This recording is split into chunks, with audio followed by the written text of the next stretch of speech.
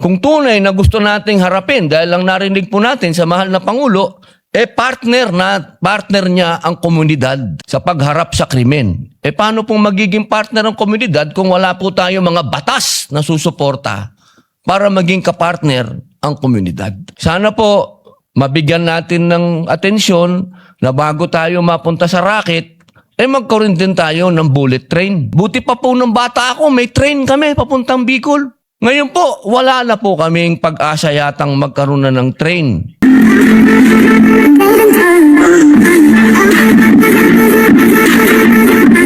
We recognize the gentleman from Nueva Ecija, Senator Robin Padilla. Maraming salamat po, Ginoong Pangulo, at sa atin pong pinunong mayorya. Nais ko lamang pong magbigay ng pagpupugay sa amin pong kasamahan sa minorya kay Senador Alan Peter Cayetano at kay Senadora Pia Cayetano sa kanila pong mahusay at makabuluhang talumpati ngayong hapon na ito. At ako po ay nagpupugay din sa atin pong kasama sa mayorya kay Senator Risa Ontiveros na nandito po at nakinig sa atin na minorya. Maraming salamat po. Isa pong malaking kaligayahan po sa amin na kayo po ay nandito. Maraming salamat po. Sa usapin po ng SONA ng ating mahal na Pangulo, Bongbong Marcos, Ferdinand Marcos Jr., meron lang po kaming mga komento at kasi kami po sa Bicol, sa Camarines Norte, Ginoong Pangulo, lagi po kaming nakakaranas ng brownout. Ito po ang malaking problema namin sa Bicol. Sabihin ko na po buong Bicol region. Kasi, yan pong grid. Naandyan po yan sa Suwal, Pangasinan. Doon po nang gagaling ang energy, ang kuryente. Binabato po yan, dadaan sa maraming lugar bago makarating sa amin sa Bicol. At kapag nagkaroon po ng suliranin, ang mga power plant na yan, ang unang-una pong nagdurusa sa brownout ay kami sa Bicol. Kasi hindi naman po ma-afford ng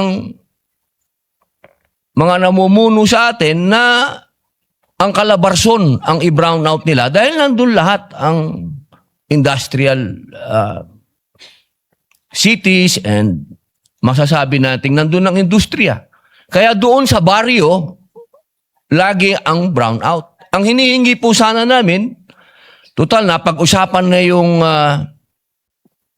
sinasabing system loss, bakit hindi po sana bigyan ng solusyon kung ano yung kailangan namin sa malalayong lugar? Bakit hindi po kami payagan na magkaroon ng otonomiya na bigyan kami ng kapangyarihan sa malalayong lugar katulad ng pag-decentralize o pag-devolve ng ilang aspeto ng energy development? Katulad po sa aming Camarines Norte, pwede naman kami sanang pahintulutan na magtayo na lang kami doon ng sarili naming power plant dahil lang kailangan namin 100 megawatts para hindi na po kami nagsasuffer dyan sa systems loss. Kasi isipin nyo po yun, Ginoong Pangulo, babato yan. Ang layo ng bato. Nasaan po yun? Kumbaga, bago dumating sa amin yun, ang dami ng systems loss. Kaya sana po, magkaroon po din ng programa tayo o ng mga panukala na magkaroon na po ng otonomiya ang mga malayong lalawigan na kami na ay magtayo ng aming power plant at sana po nakikiusap kami na yung hinihingi naman ng gobyerno na mga tinatawag nilang requirements, wag paikliin naman po nila. Paiksiin naman po nila. 2014 pa po ng Camarines Norte nilalakad magkaroon ng power plant doon. 2026 na hanggang ngayon, hindi pa rin po kami tapos sa requirement. Ito po yung mga masasabi po natin, Ginoong Pangulo, na pangmatagalan yung mga totoong solusyon na pwede po sana nating tignan. Ngayon po, isa pa po, napag-usapan po yung napakaganda pong plano, yung rocket. Ako po'y natutuwa dyan dahil nung bata ako, ako din po ay tagahanga nung lumanding ang rocket sa moon, yung mga ganyan, yung ito pong kailan lang, umikot yung... Ano po yan eh? Pangarap yan ng bawat bansa. Pero sana po, ang kahilingan ko lang po, bago po tayo makarating dyan, maayos muna po yung transportasyon namin sa Bicol. Alam niyo po, Ginoong Pangulo, hanggang ngayon, 12 oras po ang papunta sa aming lugar.